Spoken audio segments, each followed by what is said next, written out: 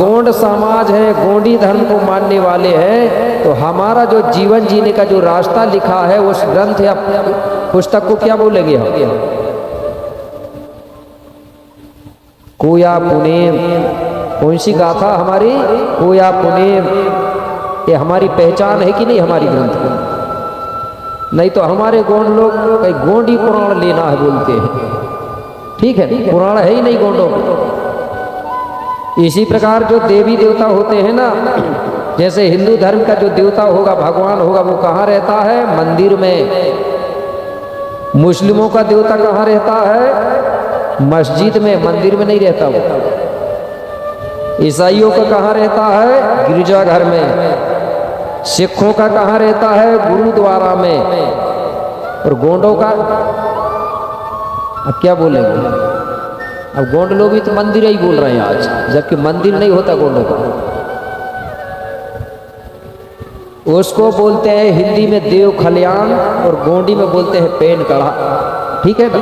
क्या बोलेंगे? पेन कड़ा और हिंदी में देव खलियान। हिंदी में भी बोलेंगे तो देव खलियान नहीं बोलेंगे, मंदिर नहीं बोलेंगे। इसलिए कबीरदास जी ने सही कहा था ना, गोंडों का देवता के बारे में कहा उसने, ना मंदिर में रहता है बड़ा देव, ना मस्जिद में रहता है बड़ा देव। ठीक है ना? हम कहाँ मानते हैं उसको? पेन कड़ा, साजा के पेड़ में। ठीक है ना? तो कुपार बाबा यही बता रहा है कि बेटा बोले हमको पुनेम पर चलना है, मतलब सतमार्ग पर चलना है।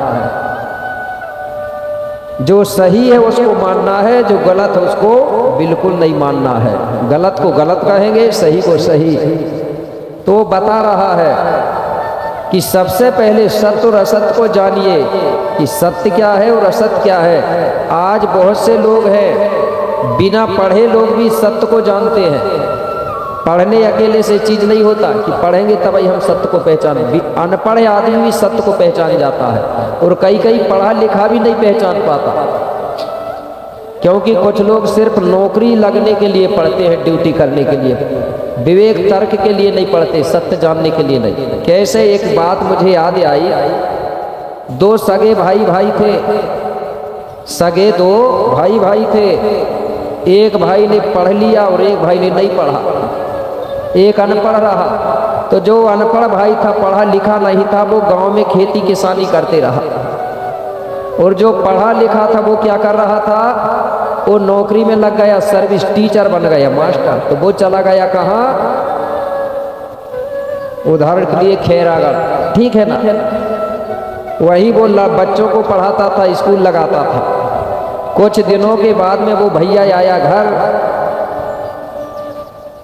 तो घर आया तो वो क्या करता था? पढ़ा लिखा भैया रोज नहा धो के और लोटा ऐसे लेके और रोज ऐसा करके पानी कुड़ेलता था, चढ़ाता था। चढ़ाते ना कई लोग। तो छोटा भैया पढ़ा लिखा नहीं था, अनपढ़ था। उसने सोचा कि मेरा भाई पढ़ा लिखा है और मास्टर है, टीचर है, कुछ ना कुछ तो रहस्य होगा। तब ते नहा धो के ऐसे पानी चढ़ाता, डालता, रोज को कुड़ेलता पानी। एक दिन छोटा भाई पूछने लगा, क्या पूछने लगा? बोले बड़े भैया मैं रोज देखता हूँ, बोले तुम नहा धो के बोले और ऐसा लोटा में पानी लेके ऐसे कुड़ेलते हो, बोले करते क्या हो? क्या करते हो? बोले बड़ा भैया क्या बोला?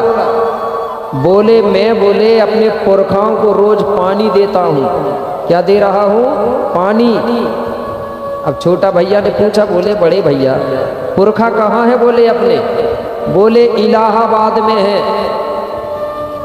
तो बोले यहाँ से तुम पानी देते हो तो इलाहाबाद पहुँच जाता है पानी क्या? बोले उन तक। बोले हाँ। बोले गुरुजी बता रहे थे ब्राह्मण देवता, मैं प्रवचन सुनने गया था। बोले तो गुरुजी जब बता रहे हैं बोले तो पहुँचता ही होगा। बोले उसने सीधा डायरेक्ट सुना और मान लिया बात को, ये सही होगी। अब छोटा भाई ने सोचा कि ये पढ़ा लिखा है, मैं अनपढ़ हूँ। जब ये पढ़ा लिखा है तो पानी पहुँचता होगा तब तो ये चढ़ाता है। वो भी घर गया और एक बाल्टी में पानी भर के लाया और उसी के बाजू में वो भी बाल्टी रख दिया और बाल्टी से पानी ऐसा निकाल के वो भी बाहर कुड़ेलने लगा पानी। अब बड़ा भैया पूछने लगा, बोले छोटे भैया तुम क्या कर रहे हो? बोले कुछ नहीं, बोले गेहूं सूख रही है, बोले उसने गेहूं लगाया था खेत पे। तो बोले कितने दूर खेत? बोले अपनी खेत बोले 3 किलोमीटर दूर है बोले यहाँ से। तो बोले तुम यहाँ से पानी डाल रहे हो? बोले वो 3 किलोमीटर दूर पानी पहुँच जाता होगा खेत में। बोले जब तुम्हारा पानी बोले बिना पाइप का इलाहाबाद पहुँच रहा है तो मेरा पानी 2 किलोमीटर नहीं पहुँचेगा क्या? बोले मास्टर सोचने लगा कि यार मैं पढ़ा हूँ लेकिन मेरे अंदर विवेक और तर्क नहीं है, वास्तविक में अंधविश्वास है। बिना पाइप का कहाँ पानी पहुँचेगा? वो खुद कहने लगा इससे अच्छे तो अनपढ़ लोग हैं।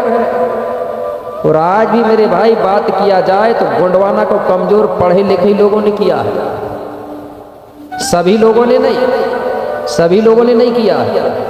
कुछ लोग हैं जो बड़ी बड़ी ड्यूटी सर्विस में रह के शहरों में सिटियों में रह रहे हैं, उनको गोंडी संस्कृति से कोई भी संस्कार करने में शर्म आती है कि नहीं? अरे बोले यहाँ के लोग क्या कहेंगे मुझे, मुसलमानों को तो नहीं आती शर्म। कोई कलेक्टर भी रहेगा तो अपनी संस्कृति से या दफनाएगा चाकरी में। और हमारे लोग थोड़ी बहुत अगर ऊपर चले गए ना तो उनको तो फिर समाज के लोगों से शर्म लगती है।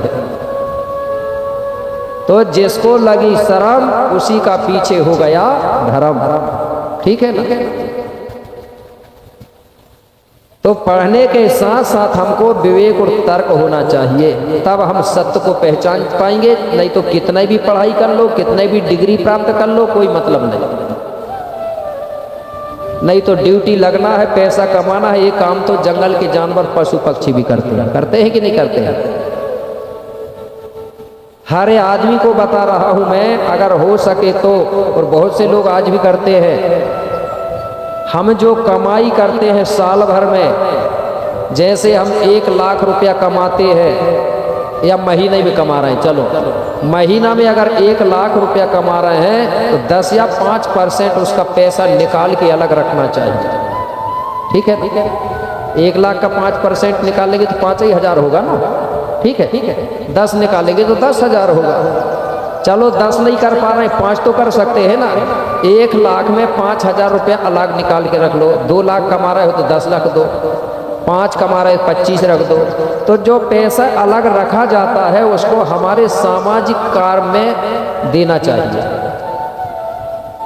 आज मुस्लिम धर्म के लोग भी करते हैं, सरदार लोग भी, सभी लोग करते हैं, लेकिन हमारे लोग नहीं करते।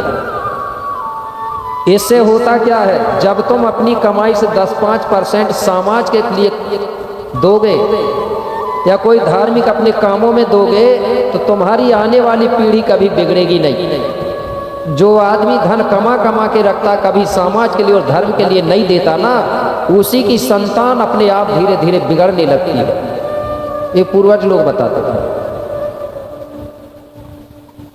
तो कुपार बाबा कहने लगा हम सत्य को मानने वाले लोग हैं, तो सत्य को कैसे पहचाना जा सकता है? तर्क और विवेक करके। किसी भी बात को सुनने के बाद डायरेक्ट मत मानना। जैसे आज मैं बात बता रहा हूं, मैं ये नहीं कहता कि पूरी बात मेरी सत्य होगी, ठीक है? कुछ गलत भी हो सकती है। और मेरे पास आप ये मत सोचना कि भाई पूरी चीज अच्छी होगी गुरुजी के पास। अच्छाई जहां होती वहां बुराई भी होती है। जहाँ फूल होता है वहाँ कांटे भी होते हैं कि नहीं? अगर गुलाब का पेड़ देखोगे तो फूल भी है, कांटे भी है कि नहीं?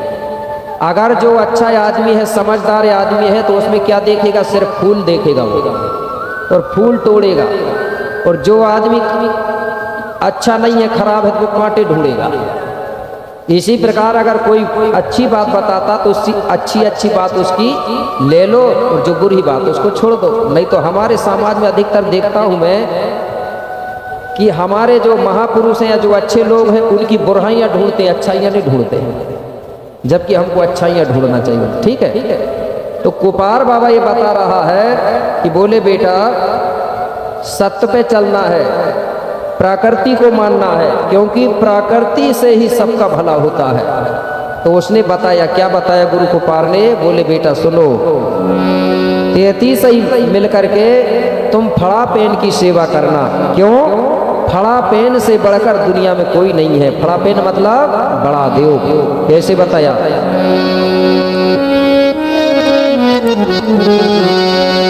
अरे प्रकृति फल पेन है पूजा पूजा पूजा बेटा, प्रकृति फल पेन है पूजा।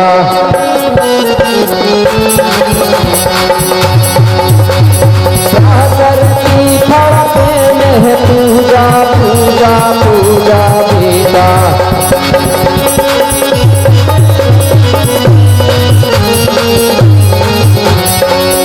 ऐसे बड़ा देव नहीं पूजा,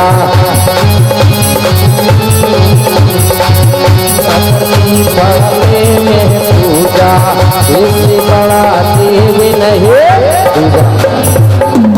और सुनो बेटा, तुम 33 ही मिलकर के प्राकृतिक शक्ति पंच तत्व खड़ा पेन की सेवा करना। ये 5 शक्तियों की सेवा करना ही बड़ा देव सेवा कहलाती है। और ये बड़ादेव की सेवा करने से धरती में रहने वाले समस्त जीव प्राणी, धरती में रहने वाला समस्त समाज सबका भला होता है। किससे? फड़ापेन बड़ादेव की सेवा करने से। तो बड़ादेव कौन है? 5 शक्तियां हैं, धरती जल वायु अग्नि और आकाश। इन्हीं को हम बड़ादेव कहते हैं ना। 5 तत्व बड़ा देव है कड़कड़ में जिनका वास, और 5 देव रक्षा करें, धरती जल वायु अग्नि और आकाश। ये है 5 देवता, सबकी रक्षा करने वाले। चाहे वो कोई भी समाज हो, कोई भी जीव प्राणी हो, सबकी रक्षा करते हैं। इनके बिना कोई जिंदा नहीं रह सकता। अब इनकी सेवा कैसे करेंगे? आपको बताया था ना मैंने, कैसे करेंगे भाई 5 देवताओं की सेवा। सुबह से लेकर शाम तक आज भी हमारे समाज करती है इनकी सेवा। कैसे करती है? धरती की सेवा करती है, खेती किसानी करती है, अन्न पैदा करती है। उस अन्न को जंगल में रहने वाले जानवर भी खाते हैं, पशु पक्षी भी खाते हैं, और जब हम घर में लाते हैं तो हम भी खाते हैं, और जब बेचते हैं तो दुनिया में रहने वाले सभी लोग खाते हैं। तो बताइए, इससे बड़ा धर्म है क्या कोई? हम अगर धरती में पेड़ पौधा लगाएंगे तो उस पेड़ से हम लगाने वाले को भी ऑक्सीजन मिलेगा, और जिसने नहीं लगाया है उसको भी ऑक्सीजन मिलेगा। जल की रक्षा कैसे करेंगे? सेवा, तालाब बनाएंगे, कुआं बनाएंगे, जल की रक्षा करेंगे, तो उस पानी को जंगल के जानवर पशु पक्षी भी पिएंगे, हम भी पिएंगे, सब लोग पिएंगे। तो 5 देवताओं की सेवा से सबका भला होता है। सेवा करने वाले अकेले का नहीं होता, सबका होता है। होता ही कि नहीं होता? तो बोले बेटा, ये 5 देवताओं की हर हमेशा सेवा करते रहना। ये 5 देवताओं की सेवा करने से ही सबका भला होता है। इसलिए आज गोंड लोग आज भी जल जंगल जमीन के बारे में आज भी बात करते हैं। कोई करता है क्या गोंडों के अलावा? जरूरत सबको है ऑक्सीजन पेड़ पौधों की, लेकिन ठेका गोंडों का है क्या? जबकि इस लड़ाई को, इसके लिए सबको संगठित होना चाहिए, चाहे वो एससी हो, चाहे एसटी, चाहे ओबीसी हो।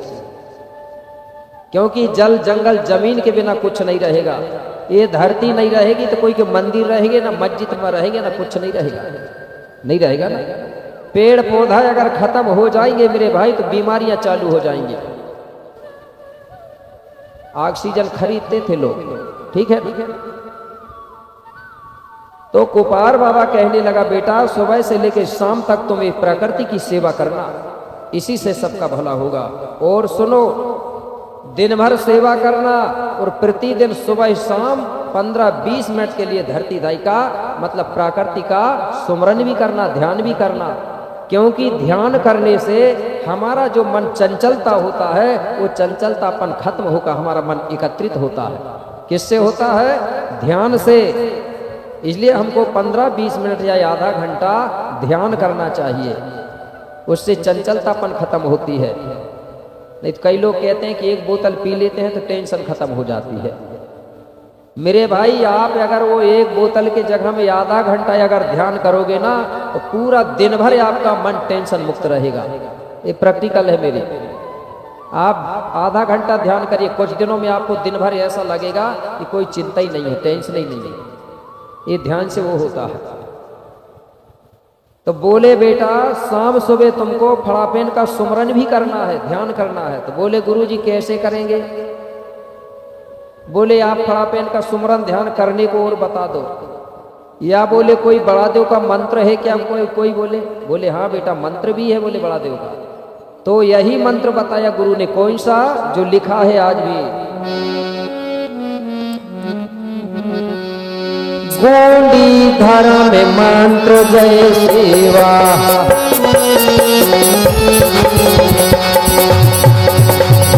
गोंडी धर्म मंत्र जय सेवा, मंत्र जय सेवा।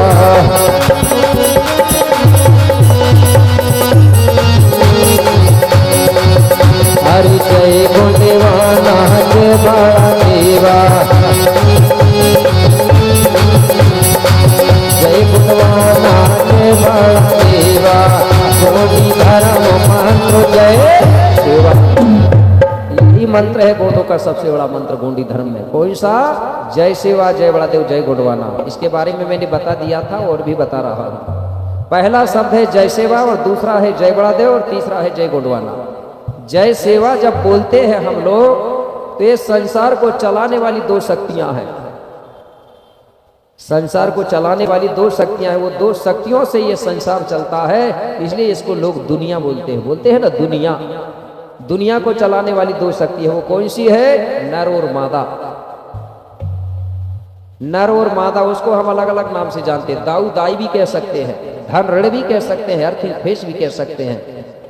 तो समस्त जीव प्राणियों में नरमादा होता है, चाहे पेड़ हो, पौधा हो, चाहे चींटी हो, कोई भी जीव जंतु हो, सब में नर और मादा होता है। तो जय जब बोलते हैं हम लोग तो नर शक्ति का सुमरन होता है। जय यानी होता है जयंतोर, जयंतोर यानी होता है धन शक्ति, आकाश शक्ति।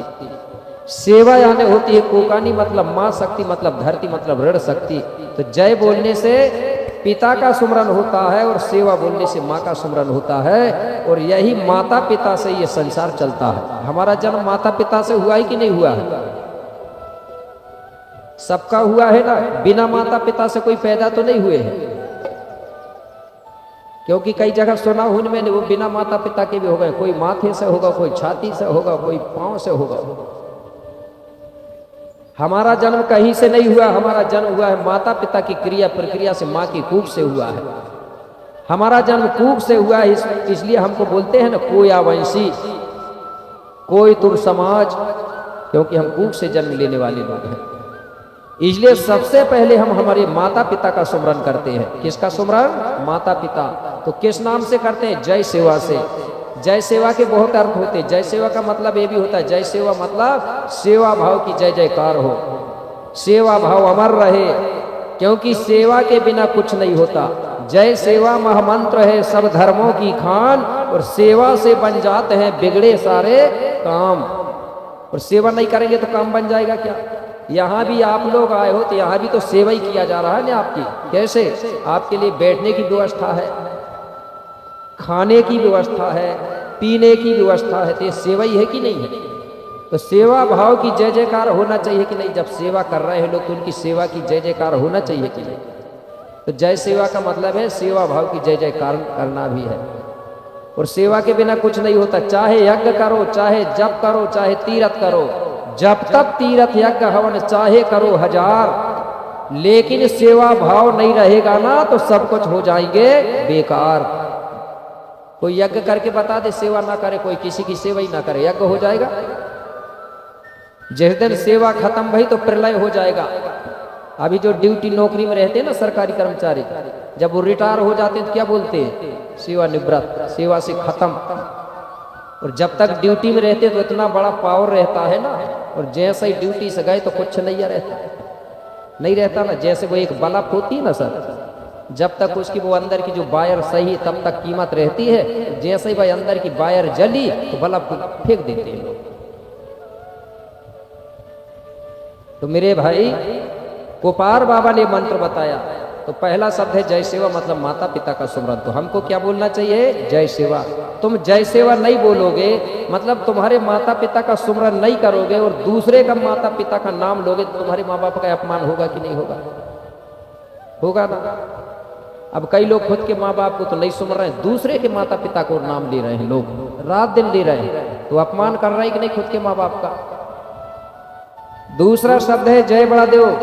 जय बड़ा देव जब बोलते हैं तो 5 देवताओं की एक साथ जयकारा हो जाती है, धरती जलवायु अग्नि आकाश की। इनको अलग अलग नाम लेने की जरूरत नहीं पड़ती। जय बड़ा देव मतलब 5 शक्तियों का सुमरन जयकारा। आखिरी में है जय गोंडवाना। जय गोंडवाना जब बोलते हैं तो 5 खंड धरती की जयकारा होती है, भारत की भी हो जाती है, अरब, ऑस्ट्रेलिया, अफ्रीका और दक्षिण अमेरिका, 5 खंड धरती की जयकारा। और जय भारत बोलेंगे तो सिर्फ भारत अकेले की जयकारा होगी, और जय गोंडवाना बोलेंगे तो भारत भी और 4 खंड उसके साथ जो धरती 4-5 खंडों की होगी। तो जय गोंडवाना में 5 खंड धरती समा गई, जय बड़ादेव में 5 देवता समा गए, और जय सेवा में धन और ऋण, दाई और दाऊ शक्ति समा गई। तो बताइए मंत्र पूरी चीज समा गई क्या नहीं? ये सबसे बड़ा महामंत्र है।